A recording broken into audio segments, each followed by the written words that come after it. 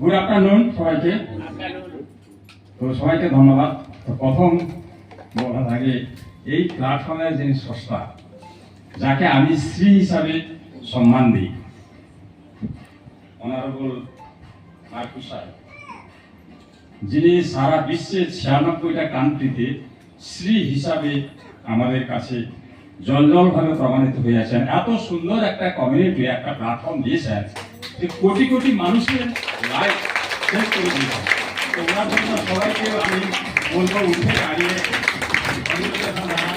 এরকম যদি আরো দুটো ব্যক্তি বা তিনটে ব্যক্তি ছুটিতে যেতাম, আমার মনে হয় এত ডক্টর হসপিটালে তৈরি হতো না। তো এটাই আমি গর্বিত যে এরকম একজন ব্যক্তি। আমি একটা সংস্থায় ছিলাম, ম্যানেজারশিপ করেছিলাম, 45,000 টাকা স্যালারি পেলাম, 32 বছর সার্ভিস করেছি। আফটার রিটায়ারমেন্ট আমি এই কমিউনিটিতে এসেছি।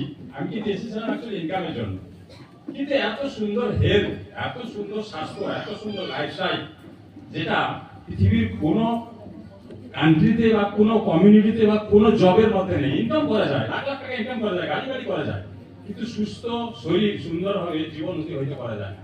সবকিছু সম্পত্তি করে থাকি আমরা, হসপিটালে ডক্টর মেডিসিন করে যন্ত্রণায় কাতর হয়ে আমরা মৃত্যুবরণ করি।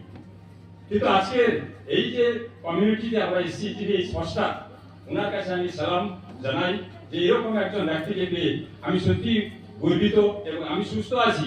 আমি এসেছিলাম 68 কেজি ওজন নিয়ে, আমার নর্মাল ওয়েট থাকা দরকার 66 কেজি। তো অটোমেটিক্যালি আমার 2 কেজি ফ্যাট এসে গেছিল। তো অটোমেটিক্যালি আমি একদম পুরোপুরি নর্মাল 66 কেজি, 66.0 আমার ওয়েট। আর ফ্যাট নর্মাল, ভিসাল ফ্যাট নর্মাল, সব কিছু নর্মাল। তো আমি 18 মাস এই কমিউনিটিতে আছি। তো সবাইকে বলবো যে আমরা এই কমিউনিটিতে কাজ করতে এসে আমার যে ব্যক্তিগত অভিজ্ঞতা আমি দেখছি যে অনেকে ভাবছে এখানে হবে না, বহুত কষ্ট, বহুত জটিল, বহুত পরিশ্রম করতে হবে।